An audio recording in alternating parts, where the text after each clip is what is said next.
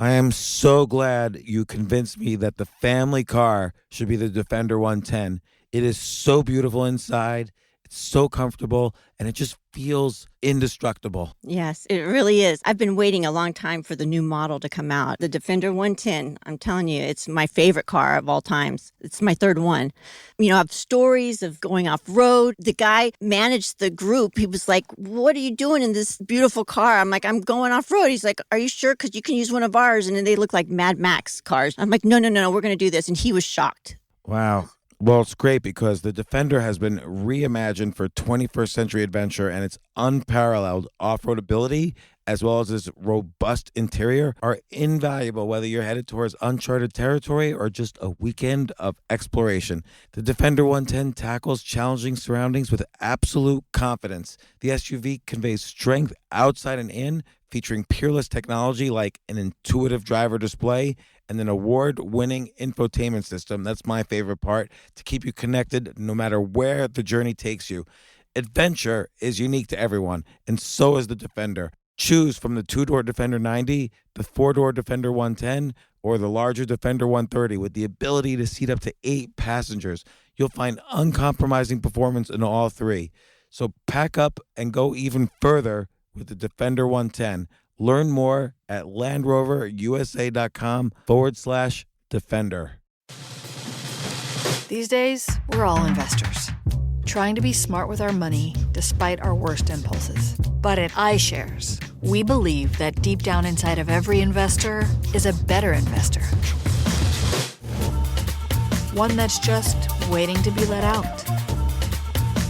Explore iShares ETFs and insights and let your best investor out.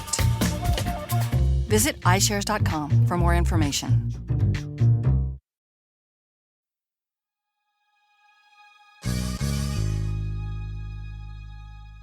I have done a ton of podcasts about persuasion, negotiation, influence, and all the things related to it. I've talked with everybody from Robert Cialdini and his book Influence, Bill Batiste, The Power Bible, on and on. And I've written a lot about negotiation and persuasion. I wrote about this in Choose Yourself, Reinvent Yourself, Skip the Line. But this book by Jonah Berger, Magic Words, and the subtitle is What to Say to Get Your Way. This book talks very specifically about what language to use and why and when and what context, whether it's how to say no, how to ask for advice, how to make content go viral, convince someone to use your services versus someone else's services, how to make yourself more creative. It's just a great book about how important even small nuances in language can be. So these small nuances in language can make big impact in your life. And by coincidence, I've used some of these techniques in my own life, and I can attest that they're true. Jonah's got all the research, all the examples, so many tools, like for instance, questions to ask if you want to socially get along with people much faster, or when should you use can't when saying no versus don't. In any case, we talk about a lot of these techniques. I hope you enjoy the conversation. Let me know if you like this. Share it with your friends. Subscribe to the podcast. It really helps me a lot when you do that. So I hope people do that and have fun. This isn't your average business podcast, and he's not your average host. This is the James Altucher Show.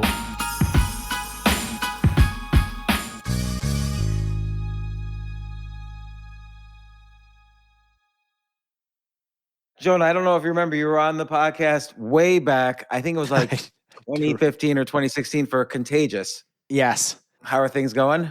Good. And I think you also were nice enough to have me back a couple years ago for the Catalyst. So we've talked a few times before, and I remember it as always far-ranging and fun. So I'm looking forward to the same thing today. Excellent. Well, I really enjoyed Magic Words. You know, all your books are sort of about persuasion, viral content, basically how to use language in a weird way to manipulate people. And I don't mean that in a negative way. You want people to use language effectively, like how language is intended to be used. But what really drives your interest in this? Like, do you wish you were secretly a YouTube star with viral content all over the place? Or like, what's underneath the surface here? Are you trying to crack the code?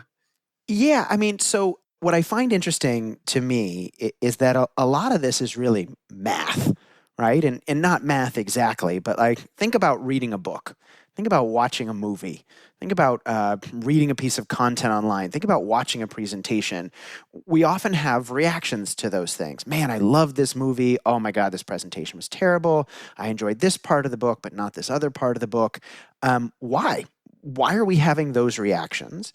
And how, by understanding the way language works, can we begin to parse this in some sense? You were nice enough to interview me a number of years ago for my first book, Contagious, and that was my first popular press book. It changed my life to some degree.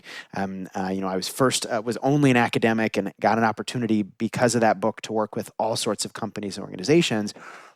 But it kept making me wonder, what about some of these popular press books? Like, why do they do better?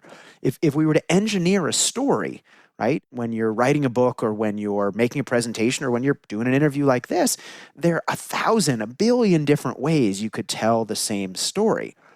Do some ways of telling that story make it better or worse, and why? If you look at comedians, they often talk about, or you look at them, they often hone jokes. They don't just sort of do a joke once and do it the same way. They do it different ways while they're getting ready for initially doing a tour or whatever it might be, to see how it hits differently. And I've always wondered, could we, by parsing language, could we begin to understand some of this? Could we put some math and some structure and some logic to why certain content is more impactful than others? Well, and I'm going to skip around the book. There were, like you just brought up how your first book opened the doorway for you to start working with organizations, for instance, to help them make their own content more viral or figure out how people were reacting to their content. And, about 2/3 of the way through the book, you described this one scenario where you found that when companies use the word you instead of an abstract third person, they got more response. For instance, here's 5 ways to lose weight might not work as well as here's 5 ways There's how 5 ways you can lose weight. Yeah. Now, I was curious about that. So first off, with all of this stuff, you describe various experiments. So what do the experiments say about you versus the passive? And then I have a follow-up question to that, because you also suggest always have follow-up questions.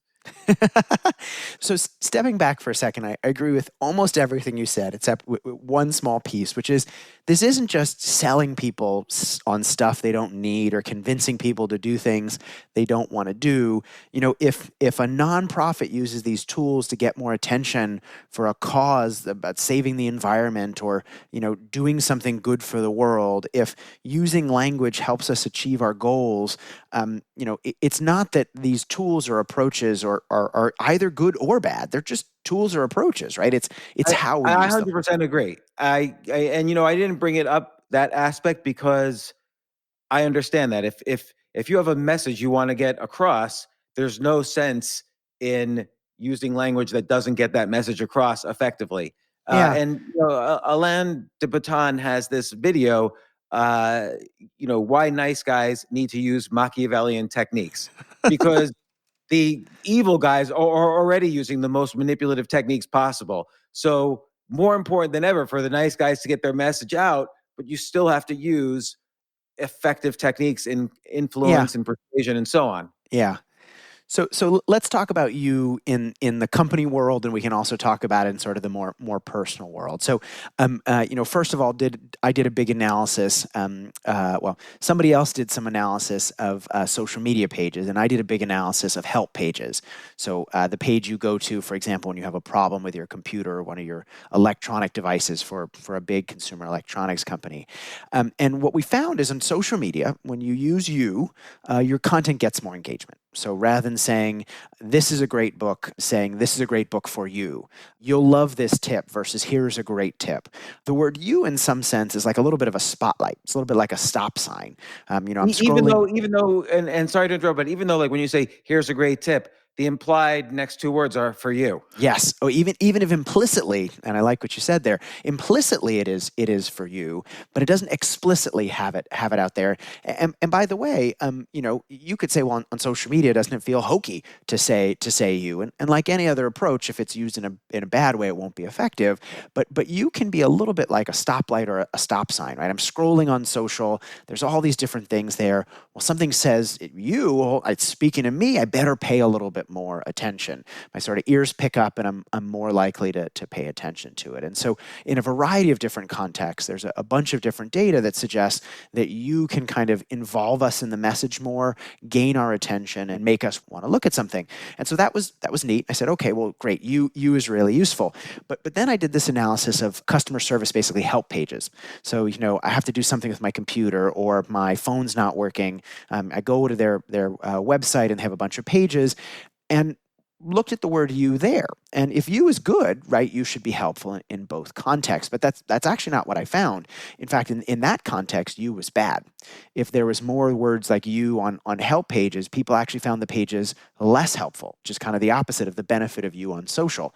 And so in thinking about why, there's some other nice research that shows that, well, you in some sense can be a little bit blameworthy. If it says, you need to reboot your computer, you should do this. It says, well, hold on, why is it my job to do this? It puts the onus or the agency on me to solve the problem. It might make me feel attacked, like you were suggesting I caused the problem, or somehow like I'm the one that needs to do the work to fix it, rather than it being the device's fault.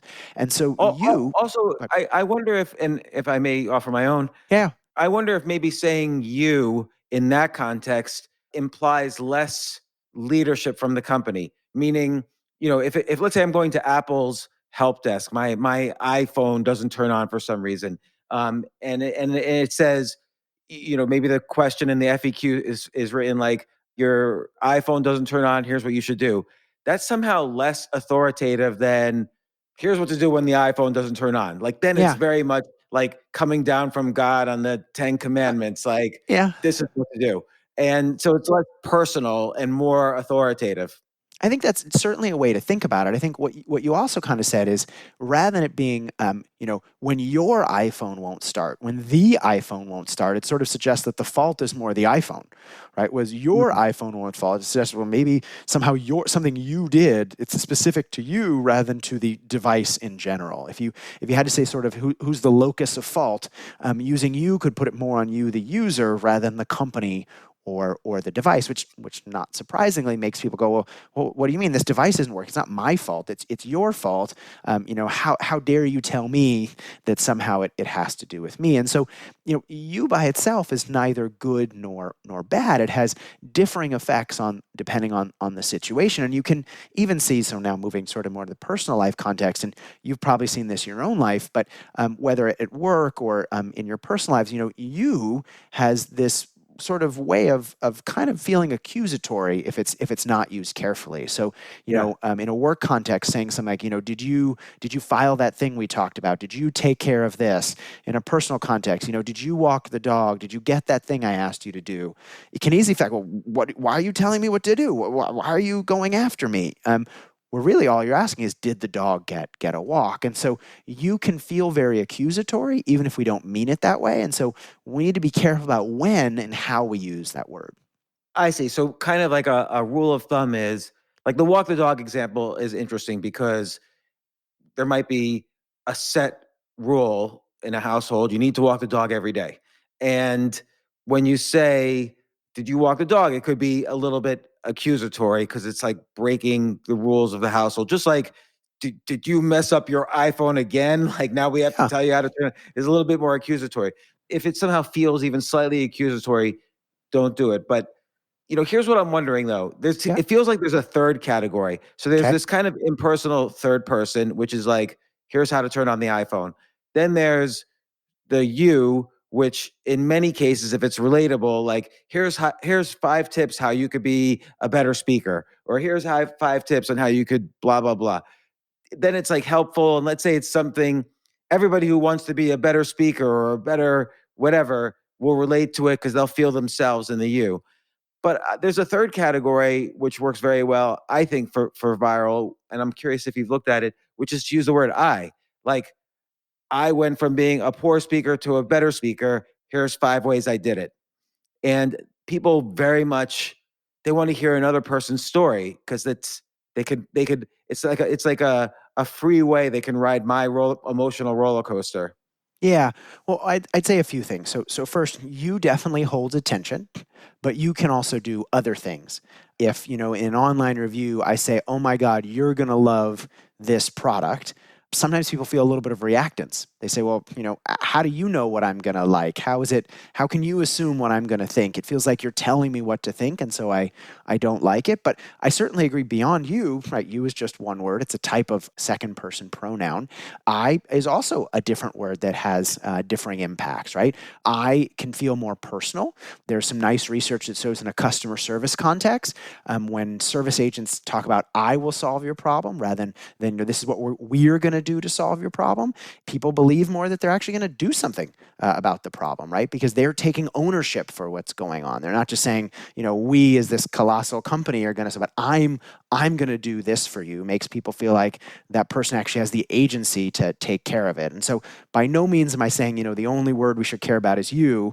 This is just one small section of one small chapter of the book. But it's interesting to think about how these subtle shifts in language can have such a big impact. Yeah, like thinking about it in a couple of contexts. Like, let's say you're on a date and you're very excited about the date. If the person you're on the date with keeps saying, oh, I like these people or I like this movie, that could feel a little narcissistic. If they say to me, oh, you would love these other people or they would love you, then it's like the person's including me in like her tribe. Yep. And so then it's inclusive. But I guess you would use I when you could use you, but there's a danger of being accusatory or insulting. And so I kind of takes the responsibility first and lets you decide if you're going to ride my roller coaster or not. Yeah, and even take Like, something. if I went up to you, let's say I was your boss and I went up to you in your cubicle and I said, Jonah, did you shit in your pants again today? You might be insulted. But if I say, listen, every once in a while, I shit in my pants during the day. Here's what I do to solve it. If you need this information, go help yourself.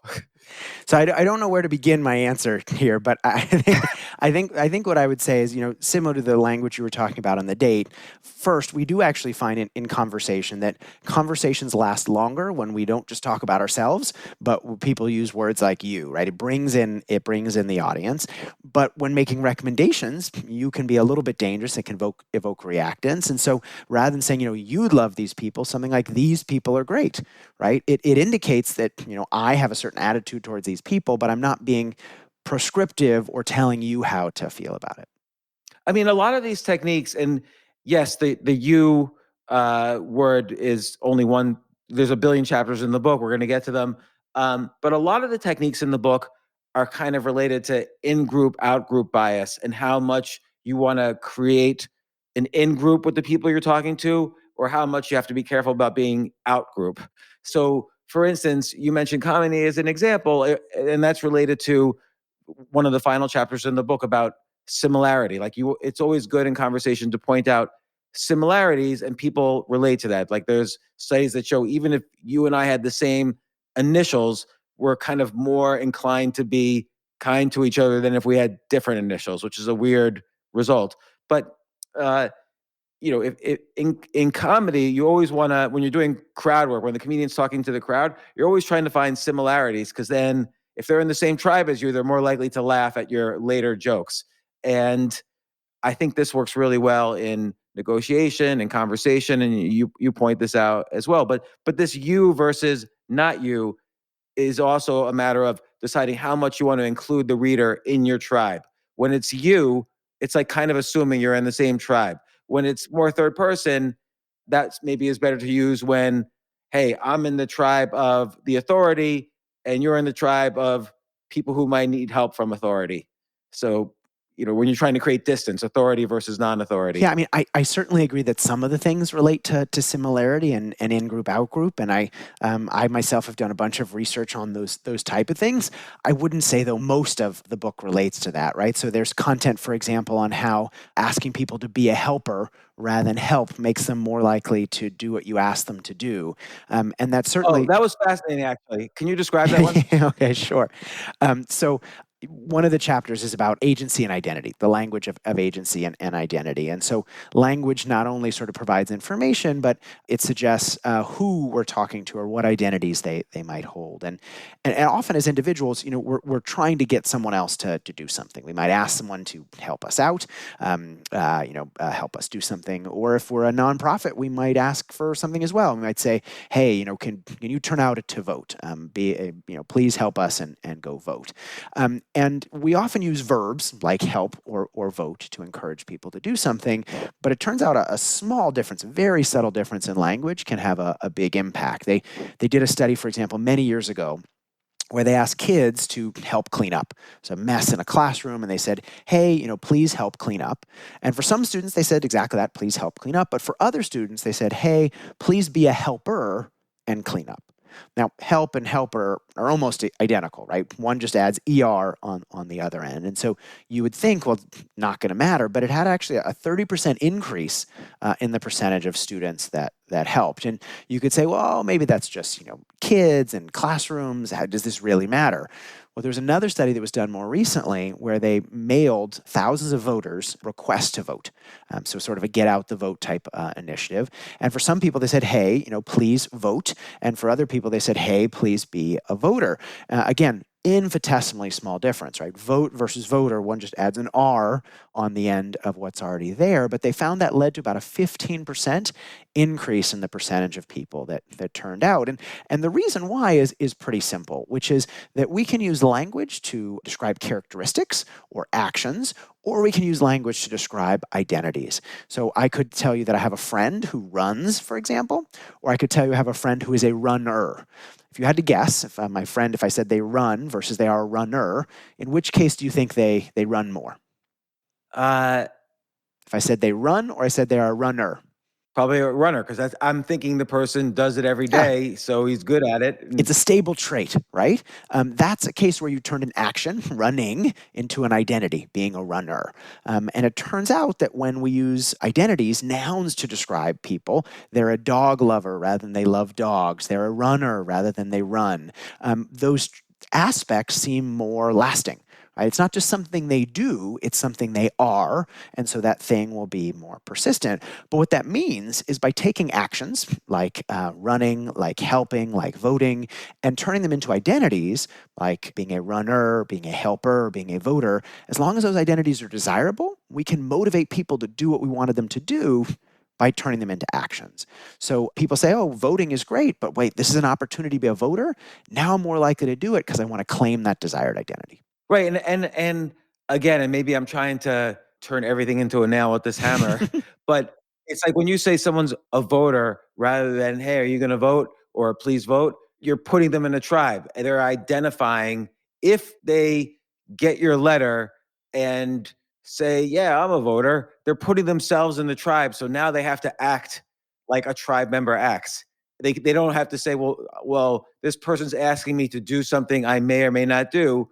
They're first identifying with some, identity you're giving them, and then their brain is doing the rest of the work. Yeah, do I want to hold this identity? And if so, I want to take the action. And what you're right about is because it's about identity, right? If it's about a negative identity, the opposite happens. So, if I said which is worse, losing or being a loser, you said, oh my God, being a loser is much worse. And it's a stable trait. Same, which is worse, cheating or being a cheater? Well, being a cheater is much worse. And so research actually finds that, in a classroom setting, if you're trying to get people not to cheat, rather than tell them, well, don't cheat, telling them don't be a cheater, right? When cheating is now a thing that indicates that I'm a cheater, I'm now much less likely to do it because I don't want to hold that undesirable identity. And so I think this is neat in a number of ways, right? One, we can use it to sort of influence or persuade others, but we can also use it to make ourselves portrayed as one way or another. If we're writing a resume, for example, rather than saying we're hardworking, saying we're a hard worker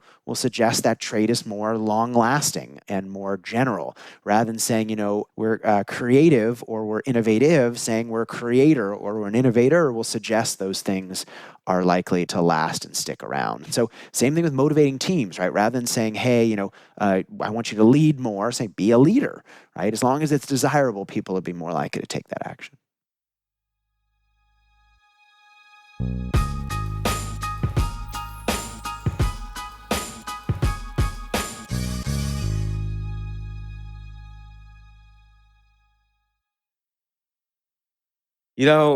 During this whole pandemic and lockdown, it really became clear, at least to me, how important mental health is. Like, it's so easy.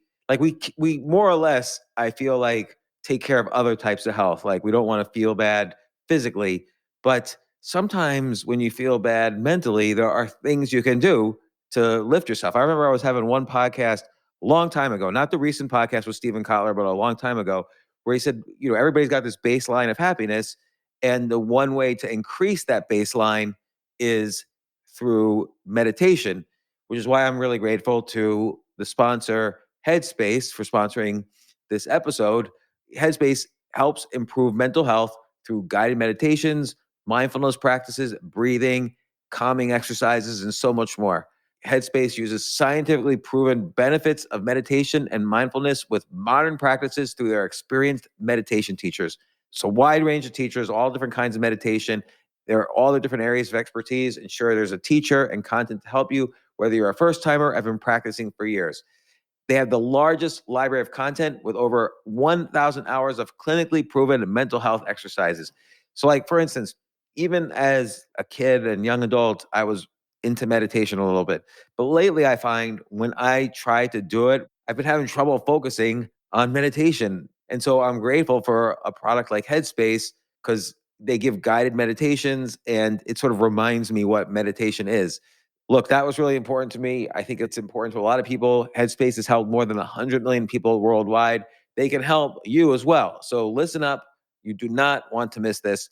For a limited time, all of you can try Headspace free, totally free. And I highly recommend it. You can try Headspace for free for the next 30 days by going to headspace.com/Altucher. You won't find this offer on any other podcast. It's just me. So you must use my link, HEADSPACE.com/Altucher, to unlock all of Headspace free for 30 days. Headspace.com/Altucher.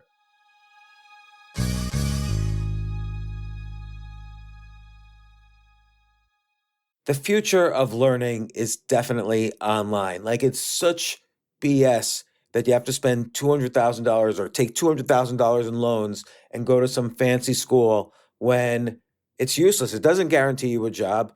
Most employers, including me, do not care about degrees or grades or anything like that. We want to care that you love what you're doing, that you know what you're doing, in some cases that you have experience or that you're willing to learn.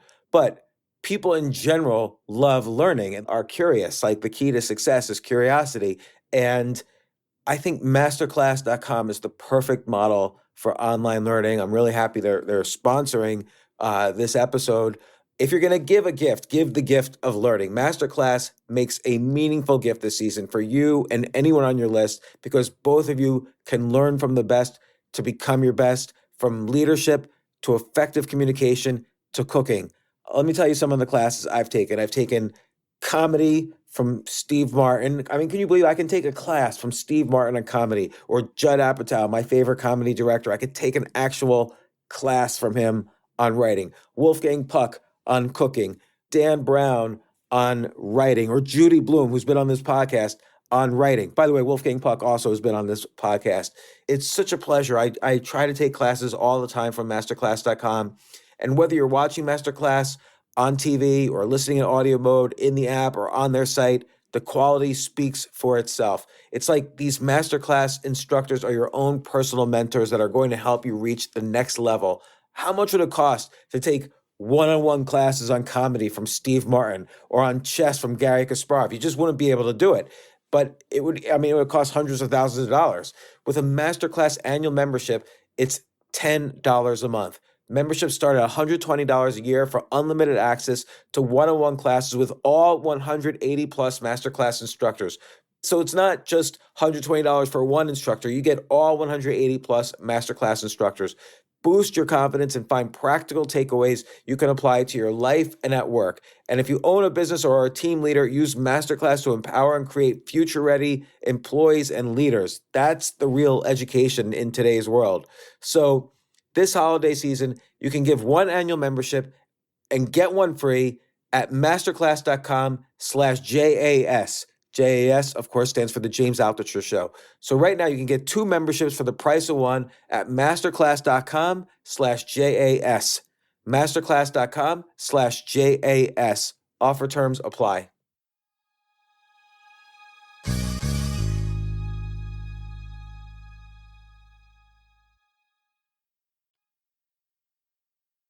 So let me ask you a question. Have you used these techniques, like for instance, with your students in the classroom or in organizations that you've spoken with? This technique in particular, let's say you were motivating, or let's say you were telling your students not to cheat. Have you found personal success with this particular technique? There's so many different techniques in the book. I think right now we're talking about the first chapter. And in the first chapter alone, there are probably 5 different buckets of approaches that people can use to increase their impact.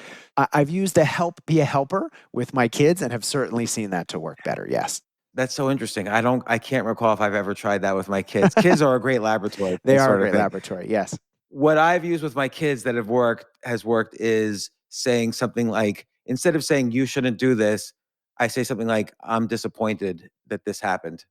And then they feel really bad that they disappointed me. Yes. And so I hear you. There is some work though that shows that the danger of doing that is now they're not doing the thing, not because they think it's bad, but because they don't want to disappoint you. And so I think one of the great challenges of being a parent is, in some sense, you want to instill someone with a value system without telling them what to do, right? You want to figure out a way to have them come to that conclusion on their own without being told to do it. Because if they're doing it because you told them, well, now when you're gone, if you say, don't eat junk food because it'll be bad for you, and they say, okay, I'm not doing this because dad told me to. Well, now when dad's not around, I don't have to do it anymore. Whereas I decide that junk food's not so good. When if I come to that place on my own, then I'm much less likely to do it even when no one's around. So the challenge I find with being a parent as well is how you instill that value system without being too pushy. That's great. So like, for instance, let's say you want them to eat healthy foods. You could say, look, unhealthy people have miserable lives and die younger. And if you eat this junk food, you'll be an unhealthy person, as opposed to saying, don't eat this food because it's unhealthy. Well, or saying, hey, how does this make you feel? Right? Like, yes, it's maybe delicious now, but how does your stomach feel later? Do you feel like you have a lot of energy? Do you feel good? And again, not telling them what to think, but encouraging them to realize, well, does this make me feel good or not? And if it doesn't necessarily make them feel good, they've come to that conclusion on their own. This works even, you have some discussion in the book about self-talk. This works even when you're talking to yourself, like the loser example. Like, do I describe myself as losing this one thing? Or like, let's say you lose a deal. I lost a deal. Or do you describe yourself as a loser? It could be kind of, do you find that self-talk is persuasive, or is the mind strong enough to recognize bullshit when it hears it? There's some great work on self-talk that I talk about in the book, and it's really about kind of, how to help us deal with anxiety. Often we're in a situation, we're about to give a presentation, and it's a big, important presentation, or, we're turning something in and it feels like a lot of pressure. And so we may feel very, very anxious, and obviously anxiety doesn't necessarily help us perform at our best. What I think is so interesting in those type of situations, though, is if it wasn't us, if it was a friend who was dealing with it, we'd know what we'd say. We say, you can do it, do a great job. As an outsider, we can really help them and coach them, but we can't do that so much for ourselves. But there's some really nice research that says, hey, actually, if we distance ourselves from the situation a little bit, rather than saying, how do I feel about this? But, using our name, you can do it, Jonah, or distancing ourselves a little bit from the situation, using self-talk can actually be a great way to overcome our anxiety, right? Because we're so anxious to it because we're so close. But by using language that makes us feel a little bit further away, a little bit more distant, almost like we would coach another person, it can help us remove that anxiety and perform better. So distancing, plus I think this concept of identity versus action would be great to use. Like, instead of saying, I'm a winner, I could say, come on, you're a winner. Or James is a winner. And then you could distance further, like people like James are winners.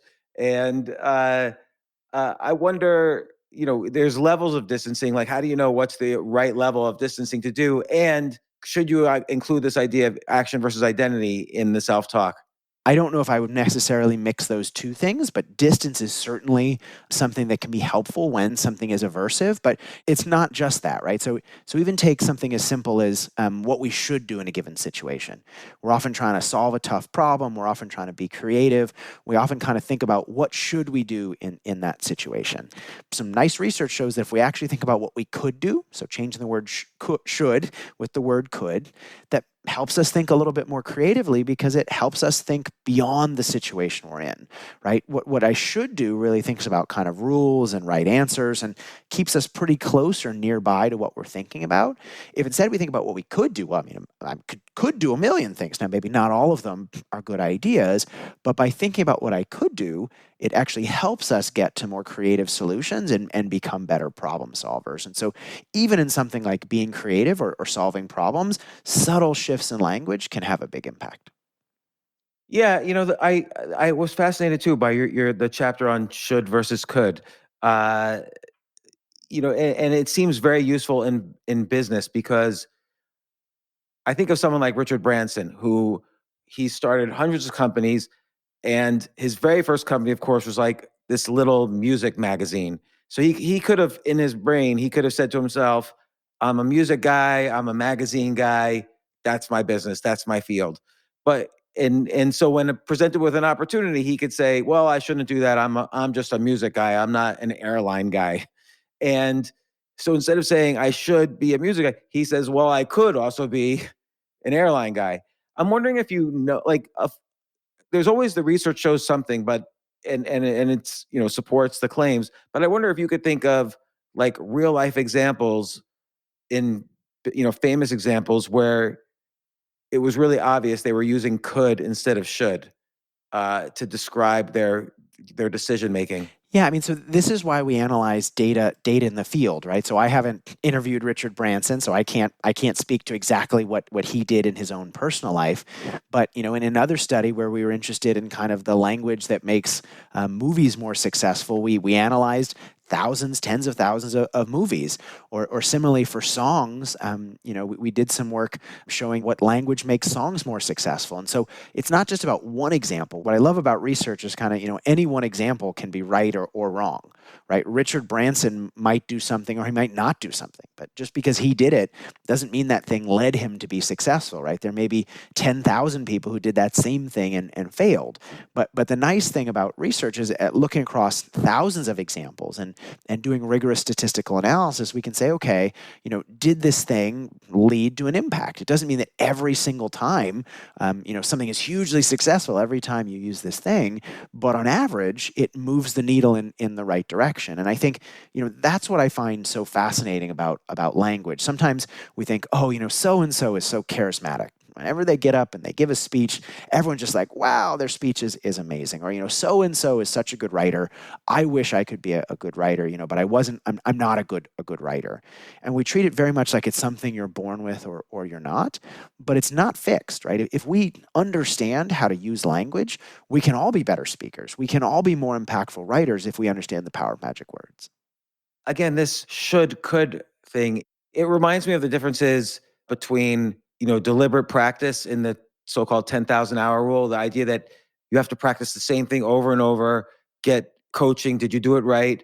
Fix what you did wrong and then do it again or repeat and do that for 10,000 hours and you'll be the best violinist in the world versus, so that should, I should move my arm this way. I should play the chord this way, but could probably is more like deliberate play. Like, well, some people do it this way, but I'm going to try this way and I'm going to improv a little bit. It's like almost a difference between like a classical violinist versus a jazz pianist. So could has a little bit more improv to it, and should has a little bit more deliberate practice to it. Could certainly helps us think more broadly, right? It's not about, and by the way, that doesn't mean we implement what we could do, right? A lot of the things we could do would be terrible ideas. Just because we could do it doesn't mean it's a good idea.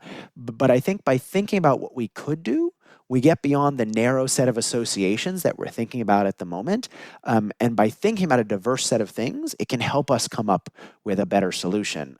I've worked with a bunch of companies and organizations around things related to ideation or coming up with solutions. And often by thinking of an analogous situation, it's not the same situation we're in. By helping you think outside of that narrow situation, it can help us think more broadly. Sometimes a company will have me come in and they'll say, we only want examples for you to talk about that relate to our industry. And I usually push back a little bit. I say, look, if you just want to know about things that people in your industry have already done, that's fine. But if you want to look how to sort of get ahead and move your industry forward, it would make sense to look beyond your industry, not because you have to do exactly what they did, but by seeing what they did, it can help us think about what's possible, which may then help us reframe what we're setting out to do in a way that leads us to a better solution. Yeah, I thought that discussion was so fascinating. Similarly, and this is kind of some of the stuff you talk about is about external influence. I'm talking to someone else and I would like to elicit some behavior from them. But some of them is about internal, how you focus on things internally could help you think about it. So catching yourself saying should instead of could, or could instead of should in some cases will affect your own personal decision making. But you have to be aware of how, when it comes up that I'm using should in this case, but maybe I should try could. A similar one is when you're talking about saying no to people, the difference between can't and don't. Yeah. So if someone asks you to go to a dinner and it's late at night, you could say, I can't, my boss needs me in the office early in the morning, blah, blah, blah. Or you could say, I don't stay up past 9 p.m. It's been a discipline of mine forever. And so, but then it's like you have this credo that you're just following, and people respect that you're sticking by your personal set of values. And so that's why you have to say no to their offer. And I thought that discussion was very interesting. Yeah, so again, can't and don't are very, very similar, right? You could say, well, why does it matter whether we say one of those versus the other? But as you talked about a little bit, can't suggests the locus of control or the agency is external. I can't do something because something else is holding me back, right? I can't go out to dinner because my boss, I need to deliver something early tomorrow morning.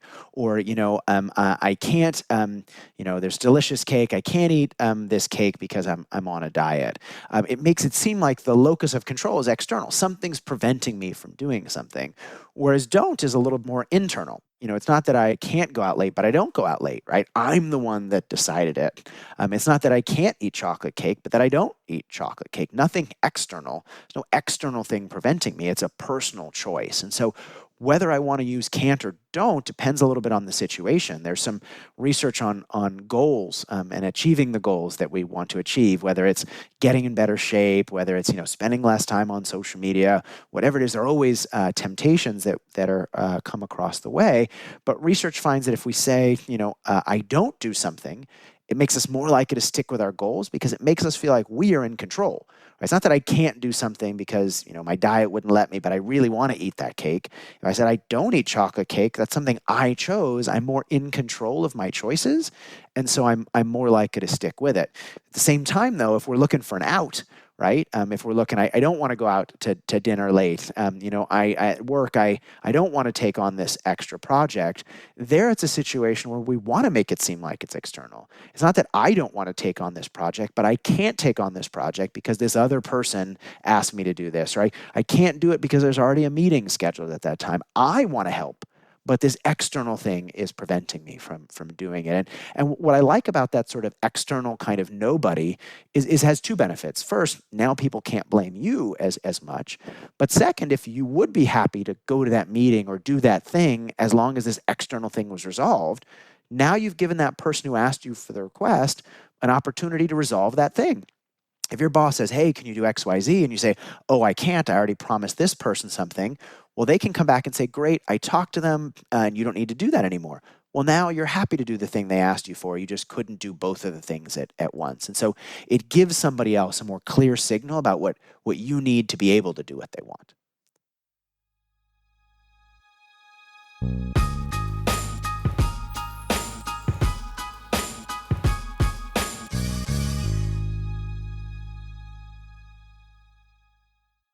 Oh my gosh, I love these clothes. Mizzen and Main. That's Mizzen and Main. It really is the most comfortable work clothes.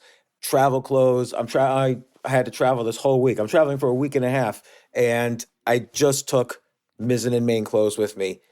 Close out 2023 in style with comfortable, breathable, packable, and machine washable pieces from Mizzen and Main.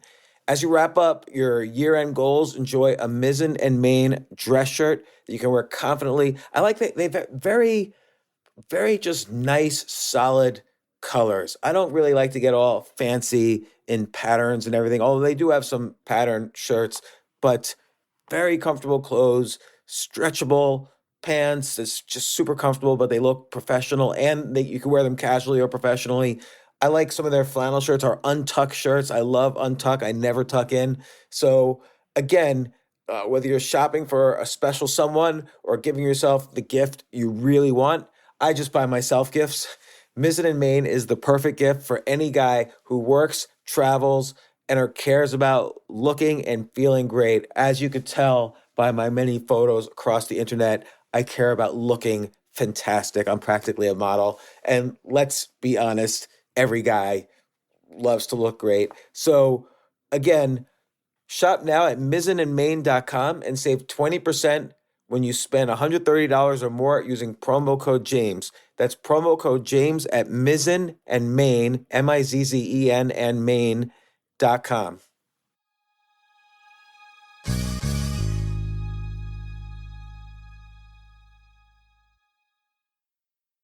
You know what I love about fantasy sports is that even though I'm not going to be a great basketball player or a baseball player or a football player or whatever, I feel like I get to participate and make decisions and use my knowledge of these different leagues or these different sports to compete.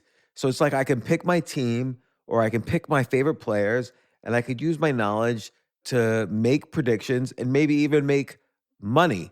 So with the basketball season here, you can now pick combo projections across football and basketball from the Specials League on Prize Picks. This is a league created specifically for combo projections that include two or more players from different sports or leagues.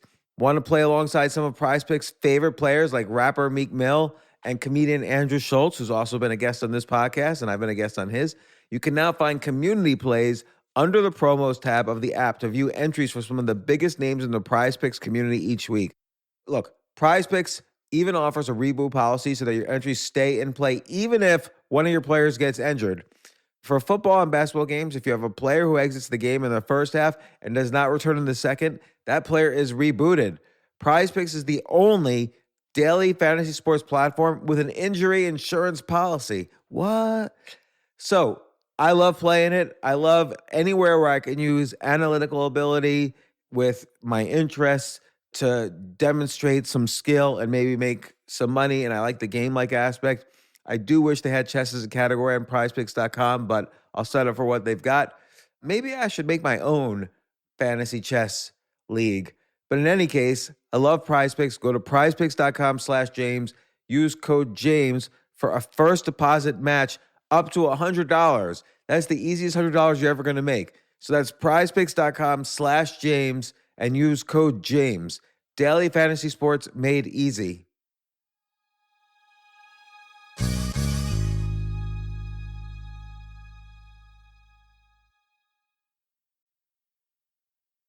Why do you think it's more personally pleasing to say, I'm not the type of person who does X. I don't do X. Somehow there's something pleasing and authentic about saying, I don't do whatever, so that you take responsibility. I'm not saying it's bad to say I can't, because sometimes you don't want, I can't go to your wedding because I have this other thing.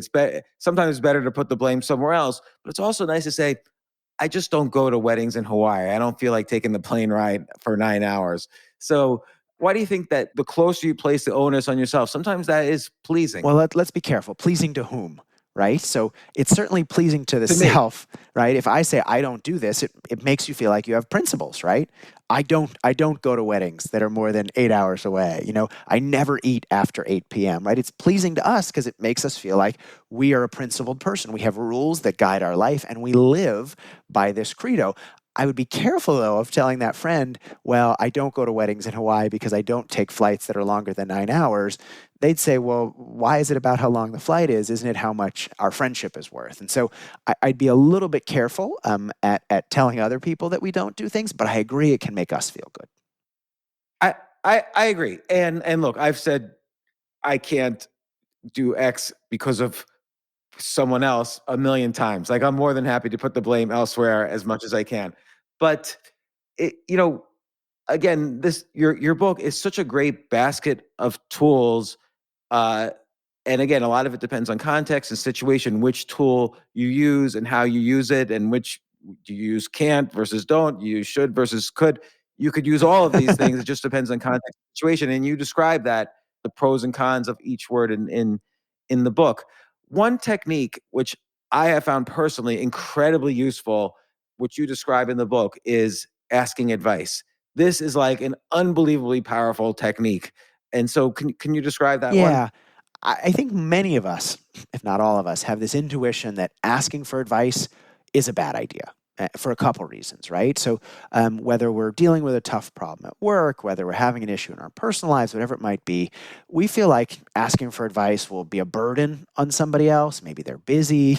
Who knows if they'll be able to help, or even worse, it'll make us look bad, right? Like if I'm at work and, I ask somebody for advice about how to do something, it makes it seem like I don't know how to do that thing. And so we often just say, well, I'll skip it, right? I don't want to look bad. I don't want to look incompetent. I want to look, non-knowledgeable. And so I won't ask for advice. But a good bit of research actually finds that the opposite is true. So they did an experiment, for example, whether they had people interact with someone else who they thought was a partner. It was actually a research assistant on a task. And as part of that task, the other person in the interaction either asked someone for advice or did not, right? So some people had a partner that asked them for advice, and some people had a partner who didn't. And what they found is when you thought your partner asked you for advice, well, you thought much more favorably of them. Not only did you think they were smarter and more competent, but you liked them more. And you might say, well, why is that, right? Why would asking for advice make us look smarter, not less smart? And part of the reason, very simply, is, well, people like thinking their advice is good, right? Most people think, I give good advice. I'm a smart person. And so if somebody else is smart enough to ask me for advice, well, they must be a smart person because they know I'm a good person to ask. So by making the advice giver feel good about themselves and building on that feeling they have that they know what they're talking about, it actually can make us look good as a result. I think there's one thing I would add to that, is that when you ask someone for advice, you're giving them status. Like you're giving them a small Yes. injection of status. That triggers all sorts of dopamine or serotonin or whatever it is. They like that Oh, feeling. yeah. It's a good feeling, and you're giving them that feeling by asking for You advice. think I'm knowledgeable enough to be worth asking, right? It makes me feel like you think of me Right. favorably, which makes me feel good. Yeah. And I'm just curious. Again, this is such a valuable technique. Have you used it for, let's say you're negotiating a consulting agreement? Have you, you could say to the company you're doing the agreement with, hey, I'm just a professor. You're the expert on hiring consultants. can I ask your advice? If you were me, what would you charge? Yeah. I use a related approach that I talk a little bit about in this book and also a little bit in my last book, The Catalyst, which is rather than saying, I want this, saying, hey, which of these two things do you think is better? So you're not only asking them for advice, you're kind of asking them which one they think is a better fit. And often because you've asked them, they feel like they're in the driver's seat, right? They don't feel like you're forcing them to do something. You feel like they've been asked for their opinion. They think about which one they like better, and they end up being much more likely to go along. And so I think questions can be really powerful. There's a whole chapter on questions in the book, and I think often we think, well, questions are just about collecting information, but questions do a lot more than that, right? They shape what other people think about us, whether they like us or not. Asking certain types of questions, like follow-up questions, make us seem responsive, which make people like us more. Even the right questions can be used to deepen social connection. And so questions can be really powerful if we use them the right way. And by the way, you're right. Like, I've neglected that section up to now. That is like, that section on questions is going to be my Bible for social interaction now. Like, I needed that chapter more than anything else. Like, from anything from meeting people to how to ask questions to the ideas behind asking follow-up questions. That is such a valuable section. Another section, and I know we're pressed for time, so I'll ask about this. You talk about how definitive one should be. So, for instance, it better, particularly for content, better to be definitive as opposed to hedging. And I agree, as a writer of many books myself, and many blog posts that have gone viral, for better or for worse, definitives go viral, hedges don't. And I've seen this over and over again, and I've given this advice. But describe a little bit what you mean and what you What we're talking learned. about here is the language of certainty or confidence. And one reason we think that certain people are more charismatic, or one reason that we listen to some people more is they just seem so certain, right? I love seeing this with politicians or sort of gurus or startup founders. You hear them talk and you go, if you look at the content of what they're saying, you go, why are people following this person? What they're saying doesn't make any sense. But if you look at the way they're saying what they're saying, they often speak with a great deal of certainty. They often speak like something is obvious or must be true, and anyone who thought otherwise would be crazy. And so it's hard not to, because they're so certain, because they seem so confident, it's hard not to be persuaded. And so research shows, for example, that in a financial advising capacity, people are more likely to choose confident financial advisors, even if their advice is no better, because they go, wow, this person seems like they know what they're talking about. And so hedges are one example of this. We often say something, and I hesitate here because if we looked at the transcript of this interview, I probably hedged a bunch, but people often say things like, I think this, or this may be true, or possibly that, or, this seems this way to me. And while we do this, because it's easy to sort of couch our language in one thing or another, it often undermines our impact. We've done a bunch of research in the context of hedges that shows that hedging makes us less persuasive because it makes us seem like we're less confident or certain about what we're talking about. And if we seem more certain, if we don't even know what we're talking about, why should anybody listen, right? Why should they follow us? But what I will say, though, is certain hedges are actually more persuasive than others. So there's a difference, for example, if I said, this seems good versus this seems good to me, right? One is a general hedge, this seems good. The other is this seems good to me, suggesting in my own opinion, this seems good. And what we find is that actually reduces some of the hurt of hedges. And the reason why is people are willing to attach themselves to something, right? If this person's willing to say, this is how I feel, then they seem more certain, and so we're more likely to be persuaded. Well, Jonah Berger, author of Magic Words, Contagious, and The Catalyst, and so many other great books that we've spoken about.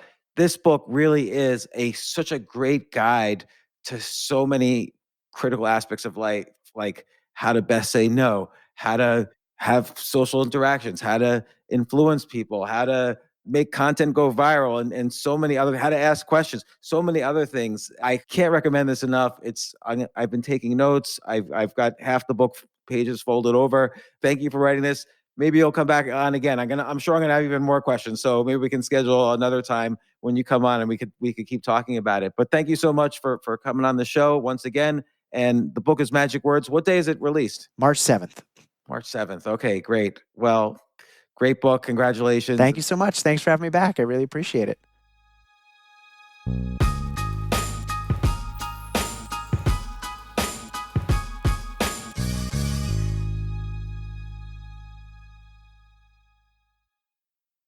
Hey, Brad, you know how Nationwide is more than an insurance company? Yeah, they're one of America's largest financial services companies. We get that in a song like business, life, retirement. Or Nationwide's there to protect. I'm kind of the jingle guy. Not sure I agree with that. Well, I'm not sure I like your hat. Well, it would never fit on you. Products issued by Nationwide Life Insurance Company or Nationwide Life and Annuity Insurance Company. The general distributor for variable products is Nationwide Investment Services Corporation, member FINRA, Columbus, Ohio. Make room in your closet because Clear the Rack is on at your Nordstrom Rack store. For a limited time, find incredible deals on wear now styles. We're talking the latest trends from your favorite brands, now on sale for even less at Nordstrom Rack. Take an extra 25% off red tag clearance throughout the store, including styles from Vince Camuto, Mark Fisher Ltd, Stuart Weitzman, and more. All sales final. The best stuff goes fast, so shop this sale at Nordstrom Rack today. Please see nordstromrack.com or ask a store associate for details.